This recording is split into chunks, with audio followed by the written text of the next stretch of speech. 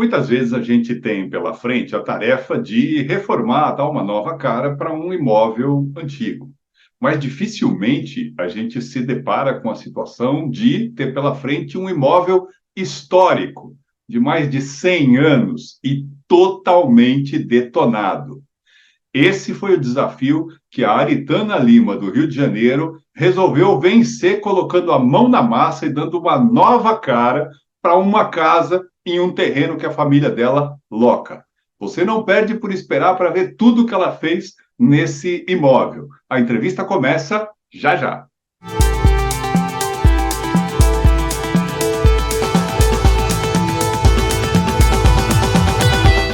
E hoje a gente tem o prazer de conversar com a Aritana Lima, da cidade do Rio de Janeiro, que vai contar para a gente um pouquinho de como ela colocou a mão na massa aí para dar uma mudada radical num imóvel antigo da família. Primeiro de tudo, Aritana, muito obrigado pela sua disponibilidade para ceder o tempo e falar um pouquinho da história dessa obra que você está fazendo. E eu já vou jogar uma primeira pergunta aí, que é para entender um pouco melhor esse imóvel. É um imóvel bem antigo, que a família loca, né, há um bom tempo, e que funciona, acho que, como uma oficina, é isso? Eu que agradeço pelo convite e respondendo a sua pergunta, sim. É um imóvel que a gente acredita que ele tenha mais de 100 anos, Puxa tá? vida. Porque os tijolos ainda são aqueles tijolos maciços, isso não tem coluna, é aquele embolso duro. E meu sogro, ele começou a alugar esse imóvel, esse terreno, que era um terreno com umas casas abandonadas. Meu sogro começou a alugar em 2003, porque ele era mecânico, então ele alugou na função de fazer uma oficina. E tinha umas casinhas abandonadas lá para trás, que não é essa. Ele foi, fez uma reforma e começou a alugar. Aí, em 2020, com a pandemia, meu sogro veio a falecer. Nós pegamos o maquinário dele e entulhamos tudo dentro dessa casa. Aí, há 110 dias atrás, meu marido chegou e falou assim: Poxa, filha, estou pensando. Apareceu uma senhora que queria alugar. Aí, num sábado, a gente aqui, eu falei assim: vamos embora, vamos colocar a mão na massa. Aí ele olhou para minha cara e disse: Tu tá falando sério? Eu falei assim: então, segunda-feira a gente está lá e vamos desocupar tudo. Essa casa que vocês resolveram mexer, para quem está vendo aí as imagens, o terreno tinha algumas casinhas, né? Ele está bem deterioradas, as casas estavam, né? E essa seria a casa maior, a casa principal, é isso? Isso, a gente chamava ela de casarão. Agora me conta uma coisa, Aritana. Você alguma vez na sua vida já tinha mexido com obra, botado a mão na massa e mexido com parede, concreto, tudo? Isso fazia parte da sua vida? Desse porte, não. Esse porte foi a primeira vez. Mas geralmente aqui em casa eu que faço, tá? É uma parede, tem que descascar, fazer um embolso. Aí eu faço embolso, eu emasso, eu pinto. A minha piscina deu problema, eu que consertei, vazamento da piscina, comprei a fibra, eu que faço. Mas desse porte, não, foi a primeira. É sempre pequenos reparos, mas desse porte foi a primeira vez. De vez em quando eu vou filmando aqui pra ver como que tá avançando a obra. Mas é isso aí, gente. A gente pega, a gente faz, né? Minha família toda de mulheres guerreiras. Se a gente tiver que precisar meter a mão na massa, a gente mete.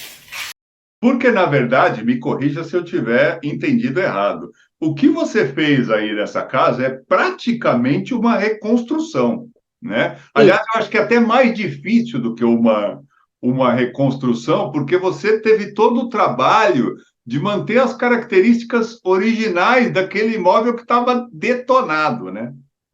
Isso mesmo, a casa estava sem banheiro, sem cozinha, porque só tinham dois quartos, a parte hidráulica dela não existia. Essa janela grandona, meu marido queria tirar. Ele falou assim: vamos tirar a janela. E eu falei que não, que eu iria restaurar, que o charme na casa é a janela.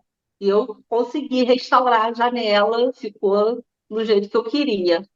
Eu acho que a palavra mais correta para o que você fez é mesmo restauro. porque a gente olhando, me chamou muito a atenção, por exemplo, o telhado, né, que era um telhado daqueles bem antigos, com aquela telha De portuguesa, barro. telha portuguesa de barro bem antiga, e o telhado aparente, né, sem qualquer tipo de forro, laje, nada disso, né? As paredes, muitas delas trincadas, mofadas, as esquadrias, que são belíssimas, são maravilhosas, até porque são históricas, mas estavam bem detonadas, com dobradiça quebrada, torta, com pedaços faltando. Foi mesmo um trabalho de pouco a pouco ali de restauro, né? Foi sim. Eu tive que tirar toda a tinta que já tinha, que tinham camadas e camadas de tinta. Lixei. Quando eu lixei, eu até me surpreendi, porque era uma madeira clara, muito bonita a madeira. A minha ideia seria até passar verniz, em vez de pintar. Mas aí depois eu parei, eu pensei, porque como tinha madeiras que realmente eram madeiras de qualidade, mas tinham madeiras que não eram. Então ficaria em tons diferentes, então eu preferi pintar tudo. Uma coisa que me chamou bastante atenção foi que o pé direito da casa é bem alto, né? Que a gente não vê isso tanto hoje. Tem uma distância grande até o telhado, que depois vocês acabaram fazendo um forro de PVC branco, é isso? Isso mesmo. O que ocorre ali? Como as casas são muito antigas, o pé é muito alto.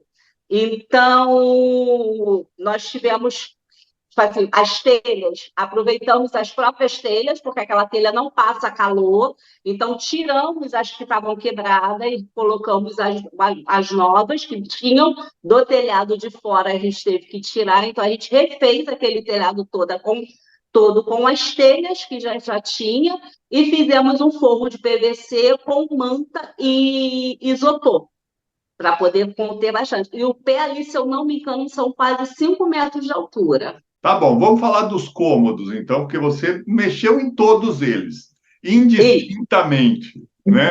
Se a gente começar pelo banheiro, o que você fez naquele banheiro que deixou o banheiro um brinquinho de tão bonito?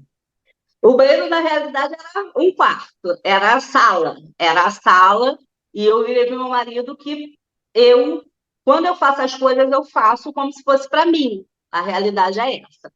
E eu falei assim: vamos fazer um banheiro de 2 por 1, né? Aqui nesse quarto a gente faz um banheiro de 2 por 1. Aí dentro do banheiro ali eu falei assim: poxa, o banheiro tem que ter piso, não adianta. No chão tem que ter piso. E eu falei para ele: vamos ver aqui 1,60 m mais ou menos, né? Minha altura, mais ou menos, 1,60 m, 65 para dentro do box. E colocamos ali, e eu achei que ele ficou muito bonitinho, muito charmosinho. Mas Mas se ficou você. mesmo, porque ali você não tinha muita opção, porque como você mesma comentou, o pé direito é alto. Para você botar revestimento até o teto, fica uma coisa, além de ser inviável do ponto de vista de custo, ia ficar meio esquisito, né? Porque ia ficar um bloco de revestimento só na área do box, ia ficar esquisito. Então você pegou justamente aquele espacinho do box, numa altura mediana, e fez ali o revestimento da parede num tom beijinho, né? E aí o Isso. piso você fez um beijinho um pouquinho mais escuro, que acabou tendo total sintonia, né? É isso que eu ia até te falar. O que aconteceu? Tudo ali foi comprado usado. A pia foi usada, o sanitário foi usado, os pisos eu que tinha abandonado, eu fui catando e. Foi tudo Ah, esse aqui dá saldão. para.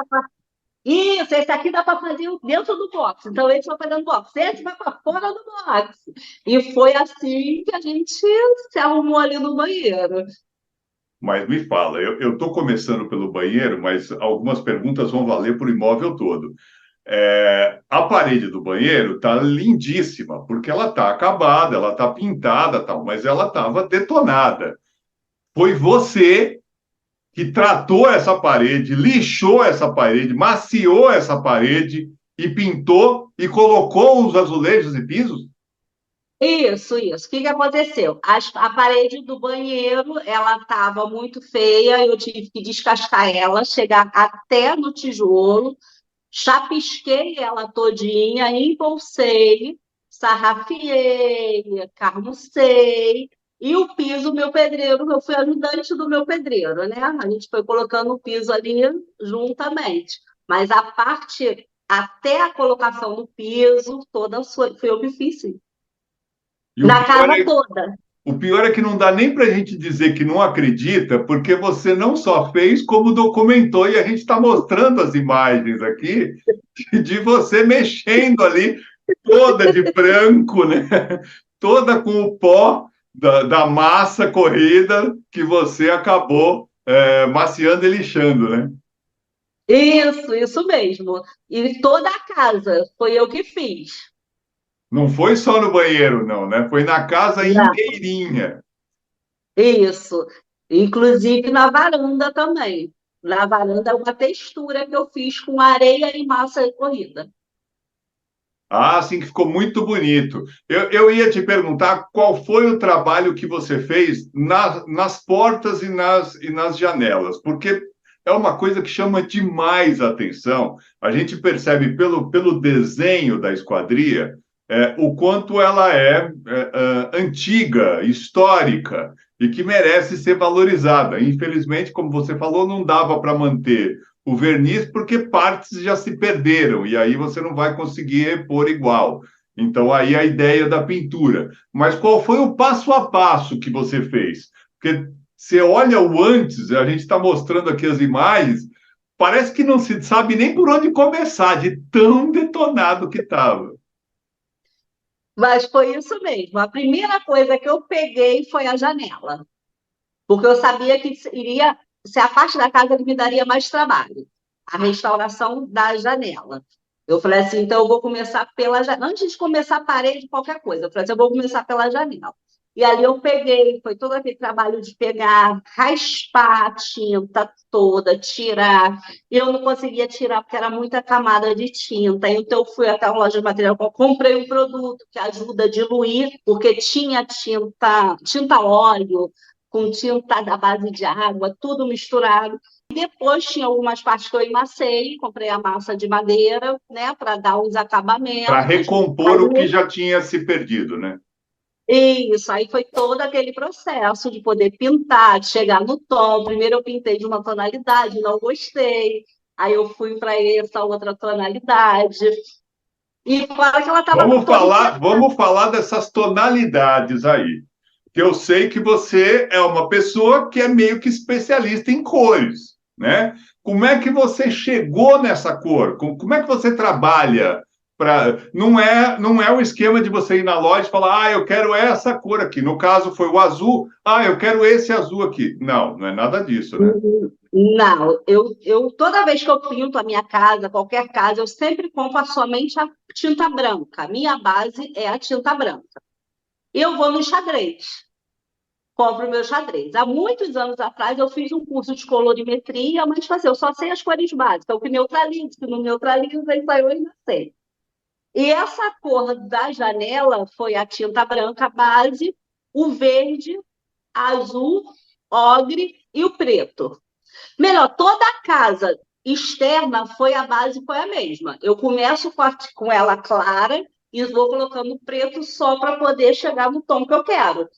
Ok. E ficou maravilhoso, Aitano. Olha, a restauração ficou maravilhosa, mas a disposição de cores ficou muito legal, muito É, interessante. Até na própria peça, na porta, por exemplo, você fez uma composição de cores na própria porta, né? isso mesmo. Você pode perceber que a parte de dentro ela está de uma cor só, mas a parte de fora, como eu fui nessa cartela da mesma cor, eu achei que a porta iria ficar muito apagada.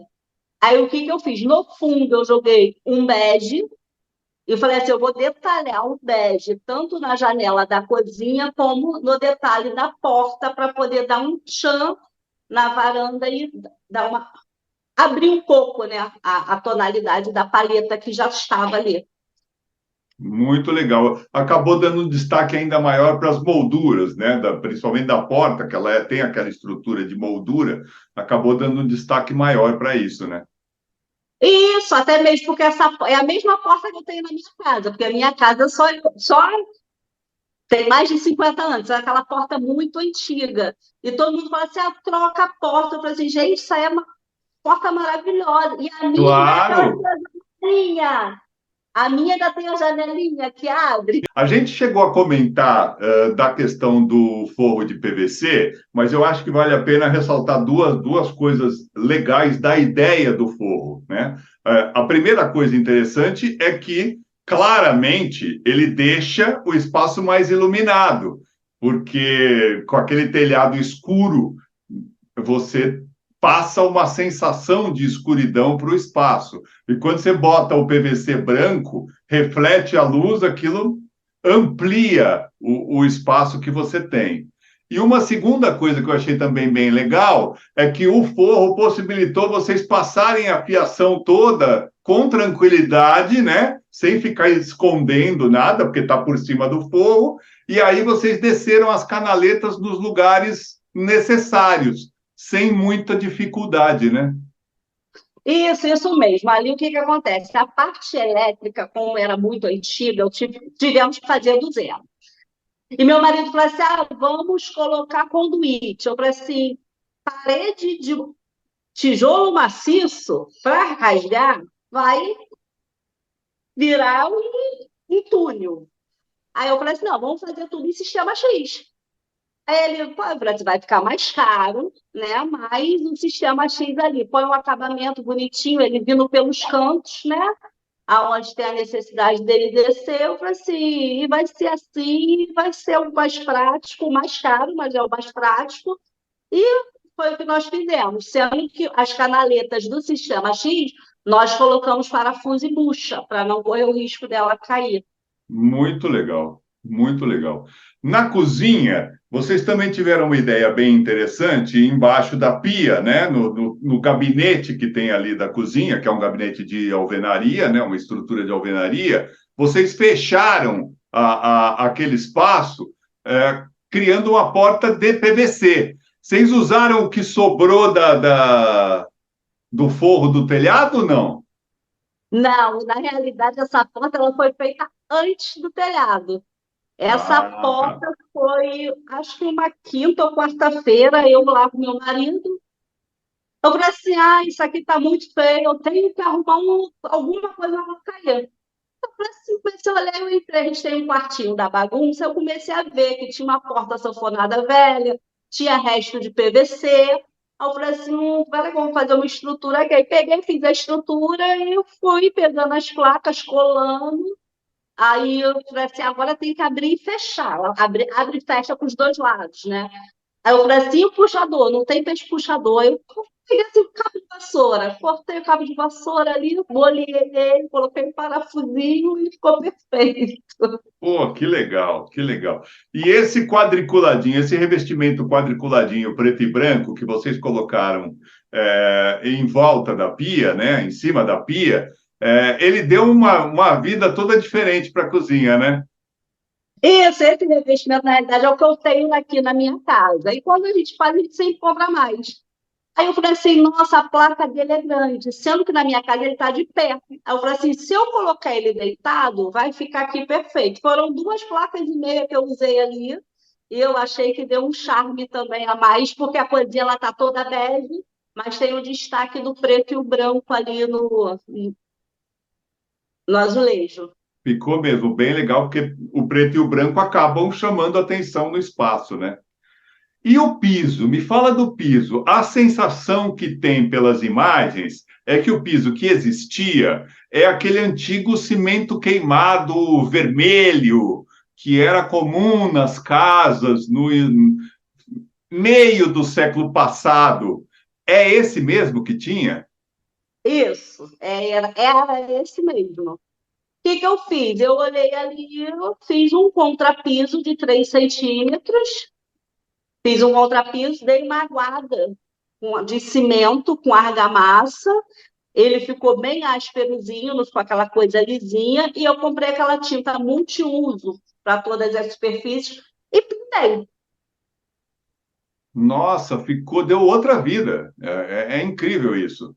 Essa tinta que você colocou é uma tinta estilo esmalte, assim, resinada, que dá para lavar tranquilo. Isso, ela é uma tinta epóxi à base de água. Eu só trabalho com tinta à base de água, tá? Ela é uma tinta epóxi à base de água. Você pode pintar azulejo, pode pintar piso. Ela é uma tinta multiuso. Muito legal, muito legal. E do lado de fora da casa, a gente percebe também que a pintura que você fez e mais a pintura que você fez nos muros deu uma renovada no imóvel, né? No espaço todo. Você teve essa mesma percepção? Tive. Primeiro eu fiz a varanda do casarão, né? Aí eu fiz a varanda do casarão e eu e meu marido, sempre quando terminava de trabalhar, a gente sentava ali, fazia uma resenha ali, bebendo uma cerveja, conversando de como que foi o dia. E eu olhava para frente, aquilo estava me incomodando. Eu falei assim, gente, mas essa varanda está tão bonita, mas isso aqui está destoando tanto com o que eu estou fazendo ali. Aí foi quando eu falei para ele, eu falei assim, eu não vou comprar mais tinta. Não, eu falei assim, não, tem 2 galões de tinta lá em casa que está pela metade. Eu vou trazer e eu faço a cor e pinto. Ele, põe a sua conta em risco. Eu falei assim, não, tá tranquilo. Aí comprei resina, que como é a parte externa, né? Comprei resina, incorporei a resina na tinta e pintei. Caramba, como é que foi essa ideia de incorporar a resina? Como é que é isso?